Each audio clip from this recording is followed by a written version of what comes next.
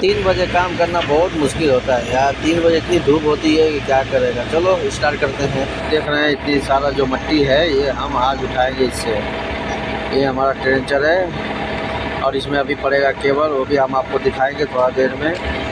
ये रहा ये इसमें, और ये रही मेरी गाड़ी, और ये मैं अभी स्टार्ट करेगा इसको और जाएगा। ये सारा मिट्टी उठाना है जितना है ये, अभी मैं आपको दिखाता हूँ। ये जितनी मिट्टी है वो सब उठाना है आज अभी। हाँ तो चलो स्टार्ट करते हैं और काम करते हैं शुरू।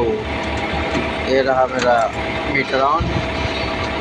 डीजल भी मेरा कम ही है यार लगता है, ओ अभी तो आधा है।